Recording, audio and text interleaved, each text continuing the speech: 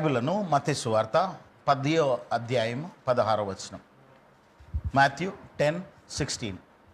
ఇదిగో తోడేళ్ల మధ్యకు గొర్రెలను పంపినట్లు నేను మిమ్మల్ని పంపుచున్నాను గనుక పాము వలె వివేకులను పావురం వలె నిష్కపటులై ఉండుడి. ప్రభునందు ప్రేమినారా, పెద్ద పెద్ద మేనేజర్స్ని మీరు గమనిస్తే టాప్ మోస్ట్ ఆఫీసర్స్ పని ఏముంటుంది అంటే, లేదంటే మేనేజ్మెంట్ లెవెల్లో ఉన్న వాళ్ళ పని ఏంటంటే వర్కర్స్ని కావచ్చు, ఎంప్లాయీస్ని కావచ్చు, లేకపోతే company to company relationships maintain చేయాలి. అదేవిధంగా మీరు గమనించినట్లయితే ఆ మెయింటెనెన్స్ కోసం అని చెప్పి కొంతమందిని ప్లీజ్ చేయాల్సి వస్తుంది, కొంతమందికి మస్కా కొట్టాల్సి వస్తుంది, కొంతమందిని ఇంప్రెస్ చేయడానికి వాళ్ళకి ఇంకా పర్క్స్ ఇవ్వాల్సి వస్తుంది. ఇంక ఎన్ని రకాలు చేస్తారో ఇంకా నేను ఎక్స్ప్లెయిన్ చేయలేను.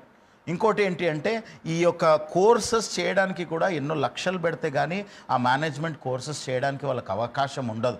ఆ మేనేజ్మెంట్ కోర్సెస్ చేసిన తర్వాత కూడా ఒకరి కింద ట్రైన్ అయిన తర్వాత ఆ రిలేషన్షిప్స్ ఎట్లా కమ్యూనికేట్ చేయాలి, ఎట్లా కమ్యూనికేట్ చేయొద్దు, ఇంటర్పర్సనల్ రిలేషన్షిప్స్ విషయంలోనే లోకం అంతా కూడా నడుస్తుంది. ఎట్లా అంటే ఈ యొక్క ఇంటర్పర్సనల్ రిలేషన్షిప్స్ని బట్టే నడుస్తుంది.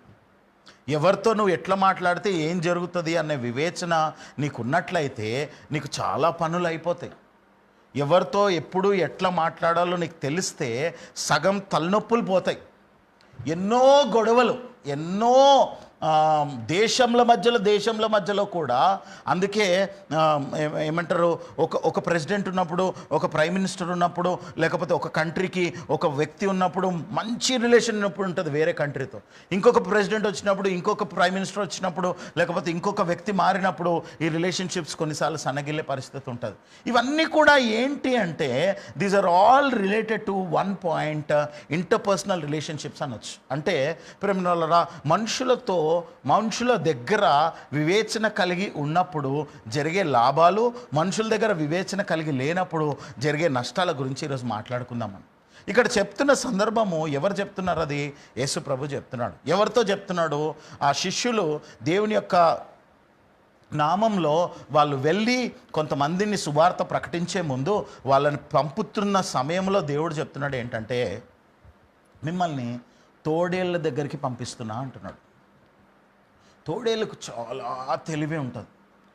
తోడేళ్ళకు ఎటువంటి తెలివి అంటే, మనకు తెలియకుండానే మెల్లిగా దానికి కావాల్సినది లాక్కొని వెళ్ళిపోతుంది.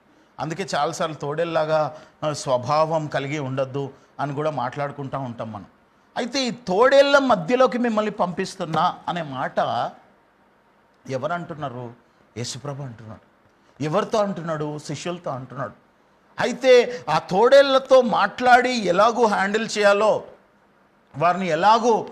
వారితో ఎలాగూ మాట్లాడాలో, ఏం మాట్లాడాలో, ఎప్పుడు మాట్లాడాలో, ఎప్పుడు గమ్మునుండాలో అవన్నీ కూడా మీకు రావాలి అంటే మీరు పావురం వలె నిష్కపటంగా ఉండాలి, పాము వలె వివేకంగా ఉండాలి అని చెప్తున్నాడు. ప్రియమైన ఈ రెండు విషయాలు ఈరోజు మనం చూసుకున్నాం. యేసుప్రభు జీవితంలో కూడా ఆయన ఈ లోకంలో ఉన్నప్పుడు ఆయనకు కూడా తోడేలు లాంటి మనస్తత్వం కలిగిన వారు ఎంతోమంది ఆయన జీవితంలో అనేక మార్లు ఆయన డిస్టర్బ్ చేయడానికి చూసిండ్రు. ఒకసారి యోహాను సువార్త 6వ అధ్యాయము 15వ వచనం చూడండి. రాజుగా చేయుటకు వారు వచ్చి తన్ను బలవంతంగా పట్టుకొని పోచున్నప్పుడు యేసు ఎరిగి మరలా కొండకు ఒంటరిగా వెళ్ళెను. అంటే నీకు తెలియకుండానే నిన్ను పప్పులో కాలేసేటట్టు, మునగ చెట్టు ఎక్కించడానికో పప్పులో కాలేసేటట్టు చేయడానికి ఎంతోమంది తోడేళ్ళు నీ పక్కనే ఉంటారు. You cannot discern with your natural eyes what kind of mentality, what kind of motives, what kind of thinking, what kind of personal agenda they have. Unless and otherwise, you are filled with the Holy Spirit. పరిశుద్ధాత్మ నడిపింపులో మనం నడవకపోతే యేసు ప్రభు అంట అక్కడ చూడండి, వారి ఆలోచనలు తెలిసి ఆయన మరలా కొండకెళ్ళిండంట. అంటే ఇటువంటి కఠినమైన మోసగాండ్లు, ఇటువంటి అబద్ధికులు, రాంగ్ డైరెక్షన్లో మాకు తెలిసిన మటన్ షాప్ ఆయన చెప్తున్నాడు, వాళ్ళ అన్న అంట 40 లక్షలు పేపర్లో సిగ్నేచర్ చేయకుండా ఏం చేయకుండా తీసుకెళ్ళి ఏదో బిజినెస్లో పెట్టడానికి అంటే 40 లక్షలు తీసుకెళ్ళి ఇచ్చిండట. మళ్ళీ ఇంకొక 30 లక్షలు ఇచ్చిండట. ఈరోజు నిన్న చెప్తున్నాడు, సార్ ఆయన చనిపోయింది సార్, ఆయన తీసుకున్న ఆయన. అంటే ఈయన మటన్ షాప్ అయినా ఎట్లా గుడ్డికి ఇచ్చిండు చెప్పండి? ఎంత ఆ వ్యక్తి మాట్లాడింటే, ఆ వ్యక్తి మెస్మరైజ్ చేసింటే ఈయన ఆ బుట్టలో పడిపోయిండొచ్చు.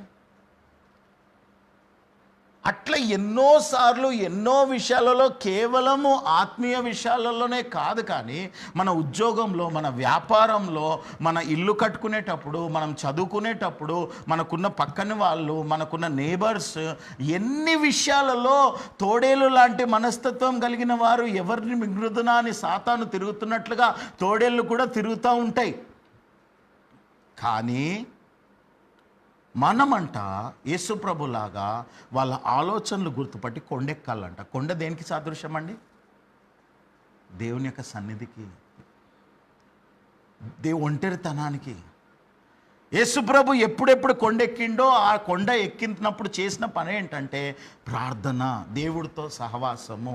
మీరు కూడా సంఘానికి ఎందుకు అంటగట్టబడి ఉండాలి అంటే, ప్రేమనలరా, ఎవరెవరైతే ఈ టాప్ మోస్ట్ పొజిషన్స్లో దేవుడిచ్చిన ఈ యొక్క సూపర్ న్యాచురల్ ఫేవర్లో, విజ్డమ్లో, నాలెడ్జ్లో, అండర్స్టాండింగ్లో బ్లెస్ అయ్యి ముందుకు వెళ్ళాలి అన్న ఆలోచన కలిగిన వారి జీవితాలలో సాతాను తోడేలు లాంటి మనస్తత్వం కలిగిన వారిని పెడుతుంది కనుక, వారిని మీరు తప్పించుకోవడానికి పాము వలె మీకు వివేకం కావాలంటే యేసు ప్రభులాగా మనుషుల యొక్క హృదయంను తెలుసుకొని మీరు దేవుని సన్నిధిలోకి రావాలి.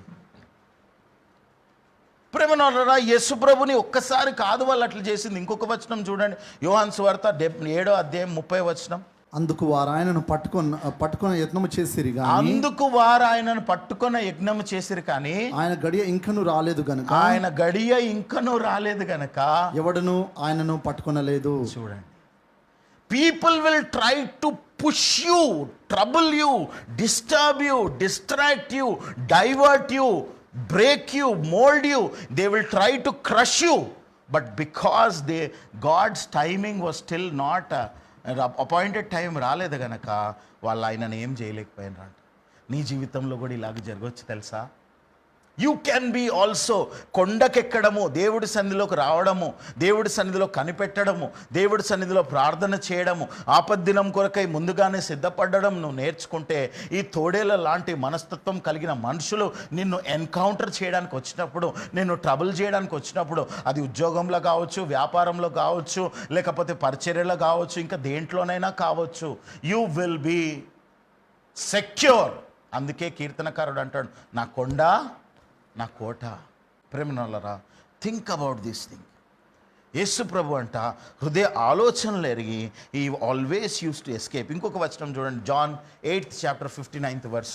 కాబట్టి వారు ఆయన మీద రువుటకు రాళ్ళు ఎత్తిరి గాని యేసు దాగి దేవాలయంలో నుండి బయటికి వెళ్ళిపోయాను. యేసు ప్రభు ఏంటి దాచుకునడం ఏంటి అంటే, ఆయన సమయం కాదన్నప్పుడు, మూర్ఖుల దగ్గర ఉన్నప్పుడు, పందుల మధ్యలో ముత్యాలు వేయకూడదన్న సంగతి తెలిసి ఆయన దాచుకొని మెల్లిగా బయటపడిపోయిందంట. రాళ్ళు కొట్టే పరిస్థితికి వచ్చిరంట వాళ్ళు, కానీ ఒక్క రాయి కూడా దేవుడి మీద పడలేదు. That is the greatness. ప్రేమన వాళ్ళరా, ఒక విశ్వాసీ జీవితంలో in all your getting, Proverbs 4th chapter 7th verse అన్నది మన డిఎన్ఏలోకి వెళ్ళిపోవాలి. ప్రభా, సమయోచితమైన జ్ఞానం, మనుషుల దగ్గర ఎలాగో మాట్లాడాలో ఆ వివేచన నాకు కావాలి ప్రభా.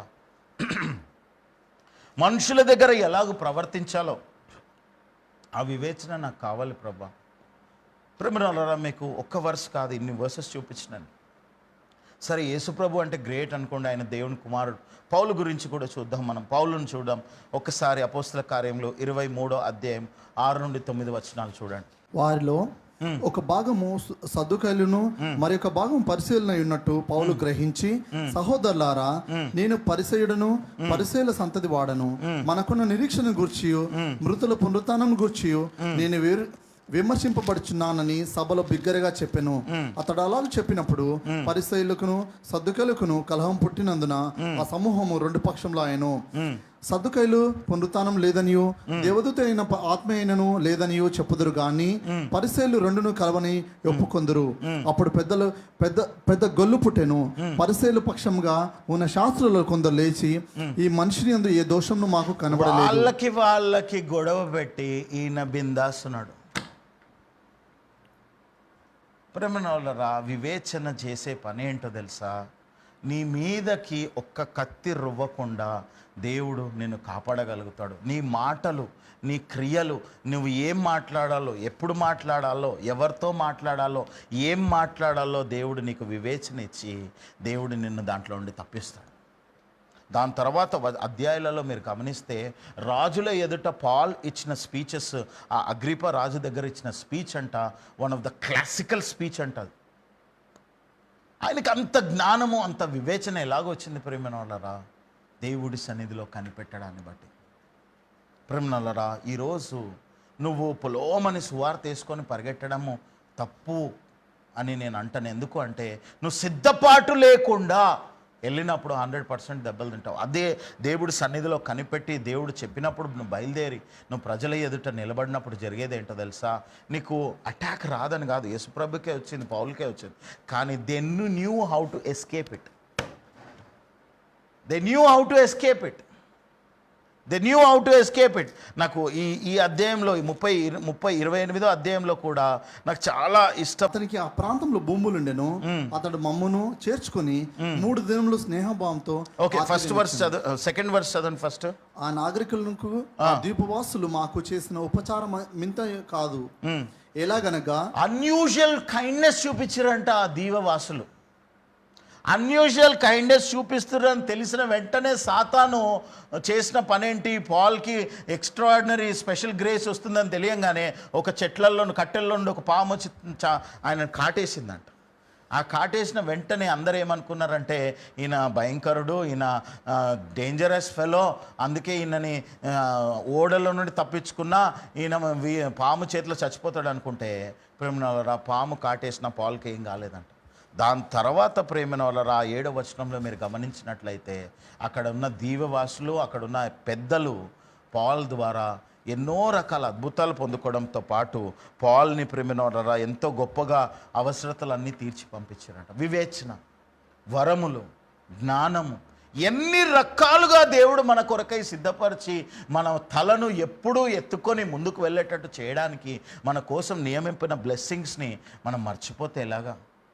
ప్రేమలోనరా, పాల్ జీవితంలో చూస్తే ఎన్నిసార్లు ఈవెన్ ఏథెన్స్లో తిరుగుతున్నప్పుడు కానీ, ఈవెన్ ఆ పౌలు శిలలు ఆ టైంలో ఆరాధించినప్పుడు దేవుడు జైలర్ని రక్షించడం కానీ, ఇవన్నీ కూడా దేవుడు ఆ టైంకి సమయోచితమైన జ్ఞానం ఇచ్చి, ఇప్పుడు ఆరాధన చేయి, ఇప్పుడు మౌనంగా ఉండు, ఇప్పుడు బయటికి రాకు, ఇప్పుడు బయటికి రా, ఎంత అక్యురేట్ గైడెన్స్ ఇచ్చిండో చూడండి. ప్రేమనోళ్ళరా, ఈరోజు నీకు కూడా ఆ గైడెన్స్, నీకు కూడా ఆ విజ్డమ్, నీకు కూడా ఆ వివేచన, నీకు కూడా ఆ గ్రేస్ ఉచితంగా అవైలబుల్ ఉంది. ప్రొవైడెడ్ నువ్వు కొండెక్కడానికి సిద్ధంగా ఉండాలి, నువ్వు దేవుడి సన్నిధిలోకి రావడానికి సిద్ధంగా ఉండాలి. ప్రేమనోళ్ళరా, మీరు లైవ్లో ఒక్కరు రాకపోయినా నాకు బాధ లేదు. ఎందుకో తెలుసా? నేను మీకోసము ప్రేమనోళ్ళరా, అది మీరు, మీ నిర్ణయము, అది మీ చాయిస్, అది నా పని నేను చేస్తున్నాను, మీ పని మీరు చేయాలి. మీరు ఈ అవకాశాలను ఉపయోగించుకొని దేవుడి సన్నిధిలో కనిపెడితే ఆపద్దిల్లమున తోడేళ్ల మధ్యలో నిలబడ్డప్పుడు తప్పించుకునే మార్గం దేవుడు నీకు ఇస్తాడు. అటువంటి కృప పరిశుద్ధాత్మ దేవుడు దయచేలాగున ప్రార్థన చేసుకుందాం. దేవా, ఈరోజు వాక్యం విన్న ఒక్కొక్కరి జీవితంలో ఇప్పుడన్నా రియలైజ్ అయ్యి వాళ్ళు ప్రభా పాము వలె వివేకంగా, పావురం వలె నిష్కపటంగా ఉండడానికి దేవా కొండ ఎక్కి మీ సన్నిధిలో అంటే మందిరంలో అంటగట్టబడి ప్రార్థన చేయాలనే మనస్సుని వారికి దయచేసి వారు ఈ విషయంలో నిర్లక్ష్యం చేయకుండా ఈ క్రూరమైన దినాలలో జాగ్రత్తగా ఉండే కృప దయచేయమని యేసు నామంలో ప్రార్థించి వేడుకుంటున్నాం తండ్రి. ఆమేన్, ఆమేన్.